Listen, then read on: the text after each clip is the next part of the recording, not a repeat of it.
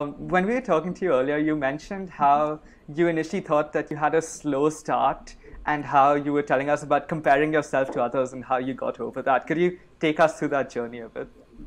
Yeah. So earlier in your career, in the early days of your career, you're always looking at your batchmates and seeing who's where, what are others doing, and there are many times which many of us go through saying, are you on the right track? Is it going to take you to where you would ultimately like to finish?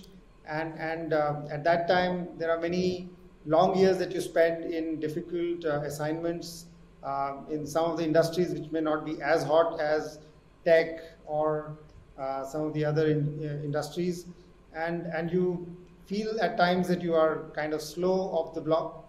But what I realize now is that those years which I spent in fabric sales and retailing and reaching out to retailers across the country, meeting consumers, trying to create new products for them, etc.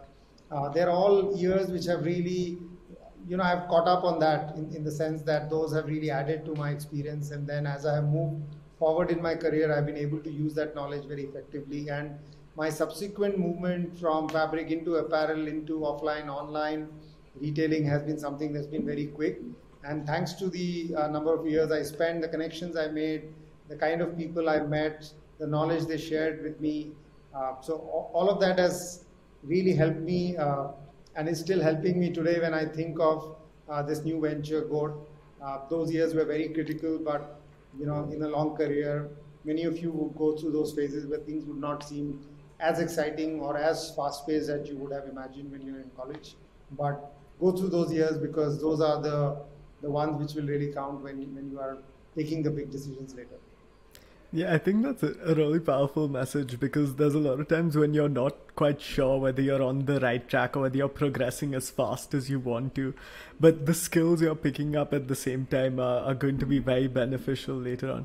Now, one thing I noticed when we spoke to you earlier and you were describing your career path to us, it's always been a lot of movement and a lot of growth. So I can sort of tell that you've always liked to reinvent yourself. You keep up with all the new technologies. You went from offline to online and taking up big jobs at companies like Flipkart. So could you tell us a little bit about how you developed this approach and whether you would recommend it? Yeah. So one of the principles I have kept for myself is that as long as I'm getting the opportunity to do what I want to, I will not quit, right? So whichever roles I have taken up, I have always placed myself saying that even if it's a tough job, if not me, who else can do it? And therefore, really got into the details of each assignment and tried to ensure that, I can come up with whatever best possible solution is at that point for that problem statement with the resources that I may have.